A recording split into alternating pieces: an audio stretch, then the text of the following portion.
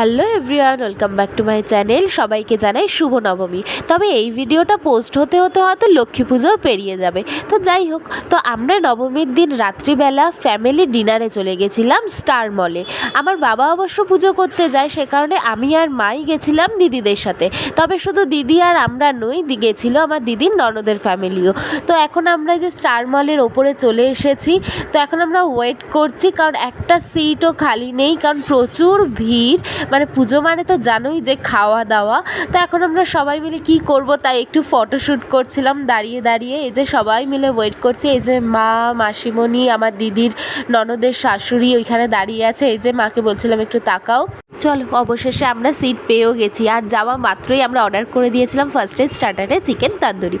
Main কোর্সে আমরা যে যার নিজেদের পছন্দের মতো খাবার অর্ডার করেছিলাম। তার মধ্যে ছিল বিরিয়ানি, ফ্রাইড রাইস, তারপর বাটার নান, তারপরে ছিল চিকেন ভর্তা, তারপর বাটার চিকেন। তো সবাই মিলিয়ে মিশিয়ে যে যার পছন্দের মতন খাবার খেয়ে দিয়ে একদম এবারে আমরা চলো ধীরে ধীরে বাড়ির দিকে এগোতেও হবে খাওয়া দাওয়াটা শেষ করে। দেখো কি সুন্দর করে সাজিয়েও দিয়েছে। দাঁড়াও এবার খেয়ে বলি যে কেমন হয়েছে টেস্টটা। আমি অবশ্য ফ্রাইড রাইস খেতে খুব ভালোবাসি, সে কারণে আমি রেস্টুরেন্টে গেলেই সবসময় ফ্রাইড রাইসই অর্ডার করি। তার সাথে অবশ্য চিলি চিকেন খাই। তবে এই ফার্স্ট টাইম আমি বাটার চিকেন দিয়ে একবার ট্রাই করলাম, আমার তো বেশ ভালো লেগেছে। এই যে মা খাচ্ছিল এখানে চিকেন বিরিয়ানি।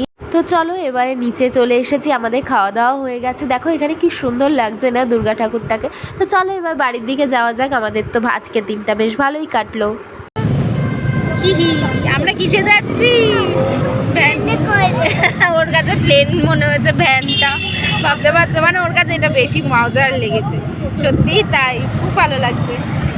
তো চলো, ডুগু এমনি মজা করছিল, আমি ওর সাথে মজাই করছিলাম। ওই ভ্যানটাকে প্লেন বলছিল, তো পরে আবার ওটাকে ভ্যানই বলেছে।